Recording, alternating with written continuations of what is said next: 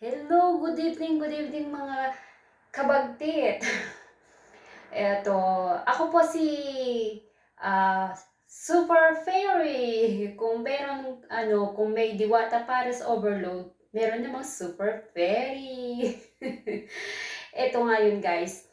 Sa mga alam ko marami tayong mga kapatid na namumroblema sa mga body odor nila. So guys, may na-discover ako at napaka-effective nito guys. Subukan nyo. Kapag ito ay effective, please paki-share at like ang aking channel.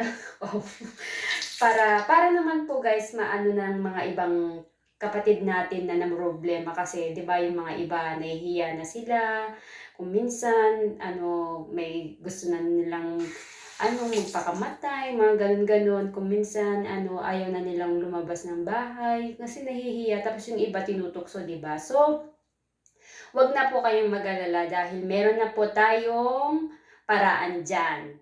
Kasi di ba, kahit gamit tayo ng gamit ng roll-on, wala pa rin pag pinagpawisan. Mangangamoy at mangangamoy pa rin talagang kilikili natin. Pero, sa puntong ito guys, pag lagi nyo itong ginagawa, nako, tiyak na hindi na magiging yung problema nyo sa amoy sa kilikili, mawawala na. So, promise talaga.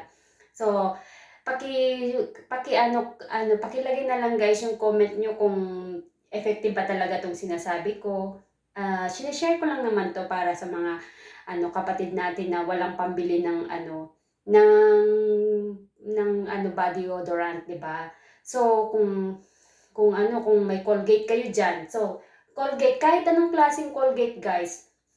Hindi ko alam kung pero hindi naman ako ganun katalino para hindi ko pa nasi-search kung bakit nakakatanggal siya ng amoy. Pero ang pagkakaalam ko kasi, 'di ba, yung Colgate para sa bad breath. So, ibig sabihin may antibacterial siya. So, guys, ang ibig sabihin niyan, guys, dito sa pag ginamit din sa kilikili, mawawala yung amoy ng kilikili natin. So, ano tawag nun? So, napaka-effective talaga niya guys.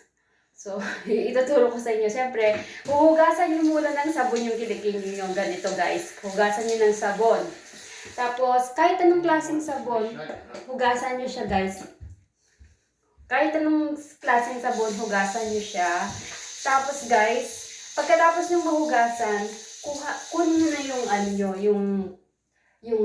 yung toothpaste nyo. Ayan. Toothpaste. Kahit anong klaseng toothpaste.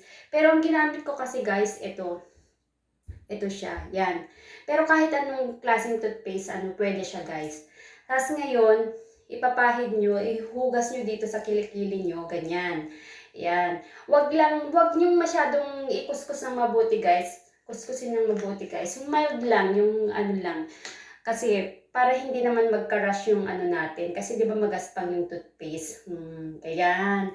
Tapos, huhugasan nyo na siya guys.